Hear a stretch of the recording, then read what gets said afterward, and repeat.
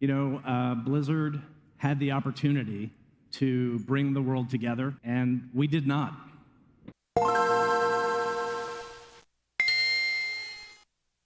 Hello and welcome. My name is Jesse. You know me as the 88 Keys of J. And today I want to talk about something serious with you all, the Activision Blizzard lawsuit. Before we begin, I want to be completely transparent before I talk about this. I am an Overwatch player. Overwatch is a game that I deeply love. It is my first computer-based FPS shooter, and I will always love it dearly. However, I am not sponsored, and I do not work with Blizzard. I probably never will after this video. So, these opinions are of my own. I personally believe Blizzard's business practices and just the way they treat their employees is absolutely shitty. Not only that, but Blizzard has a long history of not only continually making bad decisions, but also they always seem to fail whenever it comes to a chance to make right with whatever problems they're dealing with. For reference, in order to offer their employees better compensation, Blizzard decided to give employees Blizzard bucks and even more free time to play video games instead of actually giving their employees more money. Blizzard bucks. Imagine if your place of work just started giving you X company bucks so you can get a coffee instead of actually giving you a pay raise like you deserve. Okay, so let's talk about what happened. Today on Twitter, it was very clear and everyone was talking about the case that was filed on behalf of the California Department of Fair Employment and Housing. After more than 2 years of investigation, the DFEH issued a case finding on June 24th of this year. In the course of their investigation, they found evidence that Blizzard discriminated against female employees in terms and conditions of employment, including compensation, assignment, promotion, termination, constructive discharge, and retaliation. Their investigation also found that female employees were subject to sexual harassment. They found that Blizzard failed to make all reasonable steps to prevent unlawful discrimination, harassment, or retaliation.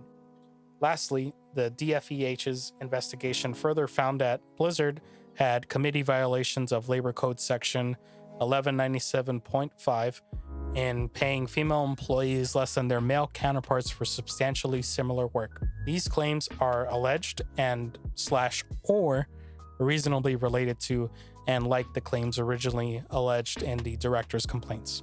The DFEH attempted to resolve this matter without litigation, which means before going to court.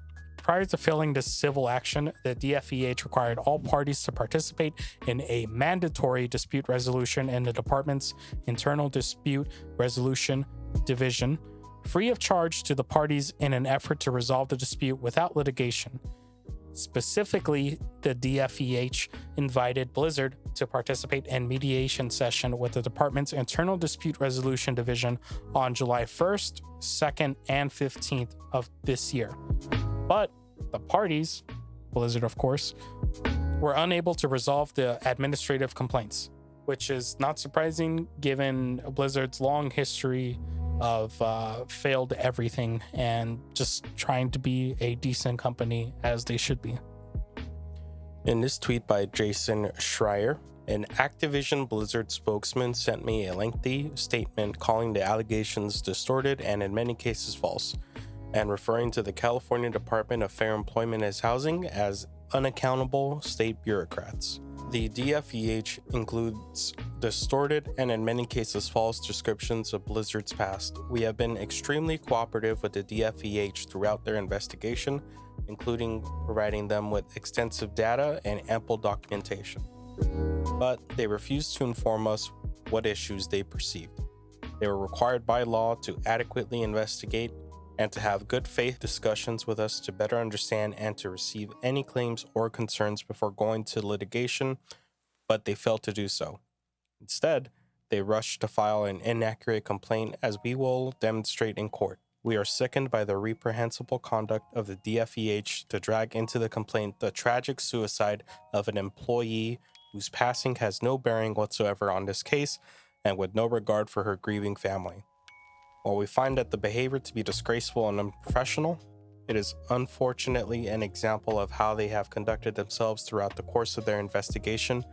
It is this type of irresponsible behavior from unaccountable state bureaucrats that are driving many of the state's best businesses out of California. Whenever you hear a company saying regulation and accountability is sending companies away from California, it means that they really don't give a fuck about the employees working at these companies who are massively underpaid, have very little protections for themselves. The picture the DFEH paints is not the Blizzard workplace of today. Over the past several years and continuing since the initial investigation started, we've made significant changes to address company culture and reflect more diversity within our leadership teams. We've updated our code of conduct to emphasize a strict non-retaliation focus, amplified internal programs, and channels for employees to report violations, including the Ask list, with a confidential integrity hotline, and introduced an employee relations team dedicated to investigating employee concerns. We have strengthened our commitment to diversity,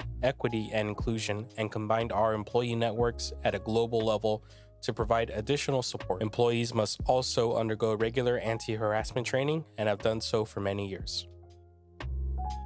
For the rest of this video, instead of saying defendants, I'm going to say Blizzard Entertainment or Blizzard, just so I don't have to keep saying defendants and so people can follow along better. Blizzard has also fostered a pervasive frat boy workplace culture that continues to thrive. In the office, women are subjected to cubicles in which male employees drink copious amounts of alcohol as they crawl their way through various cubicles in the office and often engage in inappropriate behavior toward female employees. Male employees proudly come into work hungover, play video games for long periods of time during work while delegating their responsibilities to female employees, engage in banter about their sexual encounters, talk openly about female bodies, and joke about rape. In another example, a female employee who worked at Blizzard Entertainment was assigned a lower level, denied equal pay, and passed over a promotion despite multiple factors that suggested she earned it. 1. Highly rated performance reviews. 2. She generated significantly more revenue in her marketing campaigns than her male counterpart. And 3. She ran almost twice as many campaigns as her male counterpart. Despite her accomplishments, her male counterpart was invited to have monthly or weekly one-on-one meetings with the vice president. She was not afforded these same opportunities and unsurprisingly was passed over a promotion in favor of her male counterpart. Other female employees at Blizzard Entertainment were assigned to lower level roles, denied equal pay, and further delayed or passed over for promotions in favor of male counterparts who lacked the same experience or qualifications but who were friends with the male head of the unit. A newly promoted male supervisor delegated his responsibilities to his now female subordinates in favor of playing Call of Duty. Some male supervisors would refuse to communicate with female employees, going to their male counterparts for information. Other male supervisors would refuse to communicate with female employees, going to their male counterparts for information. Even more disturbing things that we've heard from this case is the following. Women of color were particularly vulnerable targets of Blizzard's discriminatory practices. An African-American employee noted that it took her 2 years to be made into a permanent employee, while men hired after her were made permanent employees. She was also micromanaged such that her male coworkers were known to be playing video games without any intervention by her supervisor, but her supervisor would call and check on her if she took a break to go on a walk. Another African-American employee who worked on information technology was micromanaged by her manager, unlike the men on her team. When she requested time off of work, her manager made her write a one-page summary of how she would spend that time off of work when no one else had to do any write-up. The male supervisor also criticized her body language despite male counterparts slouching in meetings, and she was scolded for asking for assistance, while others could get help on similar tasks without the same criticism. These experiences led female employees to leave their employment with Activision Blizzard. All of the previous were extremely horrific things to hear happening at a place of work, but it gets even worse for Activision Blizzard in the following. In a tragic example of the harassment that Blizzard allowed to fester in their offices, a female employee committed suicide while on a company trip due to the sexual relationship that she had been having with her male supervisor. The male supervisor was found by police to have brought a butt plug and lubricant on this business trip. Another employee confirmed that the deceased female employee may have been suffering from other sexual harassment at work prior to her death. Specifically, at a holiday party before her death, male coworkers were alleged to be passing around a picture of the deceased's vagina. Now, I know there's going to be somebody who says it in either the comment section or it comes by stream and says, oh, well, you know, why didn't they bring it up to HR? Why didn't they go to somebody? Well, funny enough, they did. Numerous complaints about unlawful harassment, discrimination, and retaliation were made to Blizzard's human resources personnel and executives, including to Blizzard Entertainment's president, J. Allen Brack. But Blizzard failed to take effective remedial measures in response to these complaints. Employees were further discouraged from complaining. So not only did they bring it up to HR, which human resources is supposed to take care of it, file a complaint, they are supposed to do investigation, preferably with a third-party resource, but these victims also went to the president of Blizzard to ask for help, and he did nothing. But luckily enough, I was able to manage a video from Mr. Brack due to my connections, of course. So here's the following video. And then, to make matters worse, we were too slow to talk with all of you.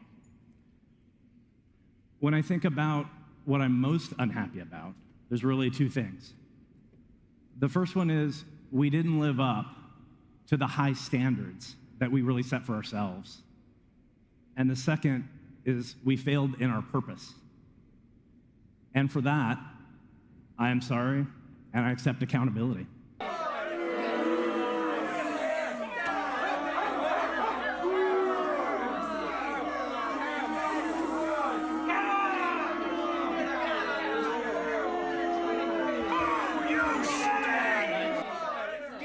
Hi, thanks for watching the video to the end. This has truly been heinous things that have occurred at Activision Blizzard, and I truly hope that J. Allen Brack specifically and especially steps down from his position. This is simply not acceptable for a president to behave in such a way and to have people coming to you for help and simply not doing anything about it. If you have any questions or comment, go ahead and drop them down in the comment section down below. If you want to talk to me or see me play Overwatch, or if you just want to tell me to go fuck myself, I will probably be streaming later this week. Thank you all again for watching this video, and as always, be good to each other. See you later.